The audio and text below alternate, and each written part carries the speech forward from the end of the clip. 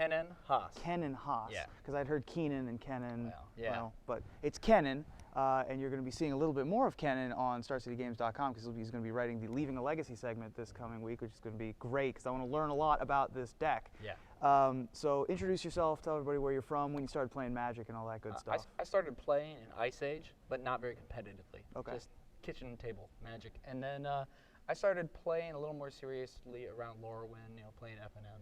And I've always loved to innovate, During Lorwyn, my favorite trick was to Might of Oaks and Nettle Sentinel after they Cryptic Command tapped the board. Oh, it sure. was a hilarious trick. But I like innovating and playing my own decks. Well, this was absolutely a innovative, original, fantastically new deck. It had so many little elements happening. Each little interaction, being able to use Entomb as a value card as opposed to a straight combo card. Mm-hmm. Having lots of cute little interactions between Liliana of the Veil, Squee, Punishing Fire, just so many things going on in this deck. How did you decide to come up with this Junk Depths deck? Well, I started out playing a rock deck, and it had Living Wish in it. And I realized that when you build a Living Wish sideboard, you don't have a sideboard. So what I wanted to do is play a deck that had like the sideboard and the main deck.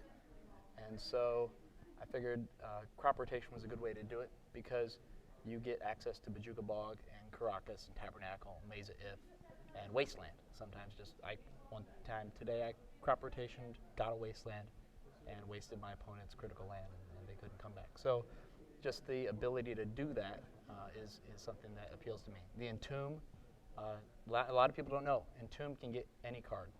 So I can get Squee, I can get Life from the Loam, I can get Punishing Fire, Nether Spirit. It's also a very good target to get the Nether Spirit.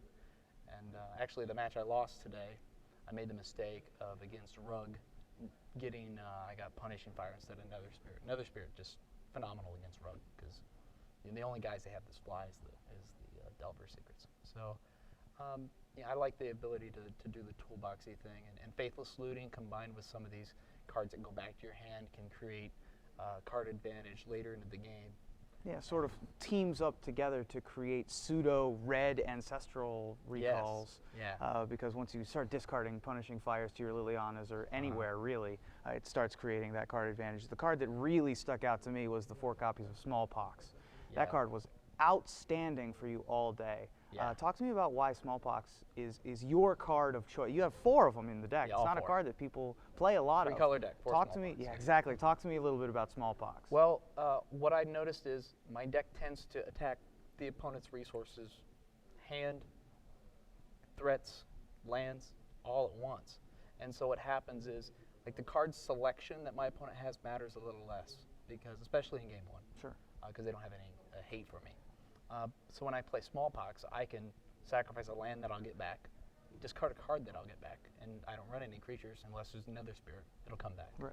So it's just like an amazing value card, and it's kind of just an amazing 3-for-1. Yep. In some cases. It's also able to randomly take down enormous things like Sneak and or Show and Tell to Emrakul's or things like that. I didn't play that today. Sure. But yeah, it does. But it's able to do it is the main thing, and this deck is so unique in that it's also got a 2-card combo instant I win thing in it. It's not just a grindy value lands deck like the days of old. I beat Ad Nauseam Tendrils. Right. On I think it was my turn 4. It was turn 3 or 4. 3 or 4, yeah, with the combo. And some decks just obviously are just cold to Merilage. Sure. They don't have anything.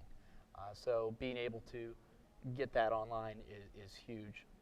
Especially in situations where I think I might be under a very serious clock because of a combo interaction. So, yeah, but the Merilage token is really critical. I had Batterskull on the deck, and Batterskull's good, especially if you're playing against a red deck or something. But what I found was it's very vulnerable because the Stifle blows it out. It's a creature, so it's vulnerable to Abrupt Decay and other creature removal, and it also isn't a land. Sure. And so having the ability to turn 1 Mox Diamond my Dark Depths is phenomenal because later that's a combo piece that wins me the game. That just happens to be in your graveyard the whole it's time. just waiting there to win the game for me. The deck, it was just impressive to watch. It was a ton of fun to commentate and so watch fun. and write about. It had so many little cool things going on. When you returned Squee with Caracas earlier in the day, that was just the funniest thing ever. It was a pleasure having this deck all the way through the tournament. I'm glad that it won. Congratulations once again. Yeah, it's so fun to play. And you can see more of this deck on StarCityGames.com this coming week in the Leaving a Legacy series. You can see more of this gentleman and myself. We'll both be in Columbus in 2 weeks, and I'll be sure to do a deck tech. For those of you that have been begging me for a deck tech, I will be sure to do a deck tech on the Junk Depths deck that has won the first Legacy Open. It's Jund. I'm sorry. Yeah. There was another Junk deck in the top 8. There was, yeah. Jund. This one's Jund, because there were actually 2 in the top 16, but this is the one that won. Jund with the, of course, with the Faithless Looting and all the other red spells. So Jund Depths is going to be a big thing in the weeks to come, and you'll learn all about it in the coming weeks as well. That's it for me from the sideboard, Ruben Bressler, and I will see you next week. Let's toss it back to the booth.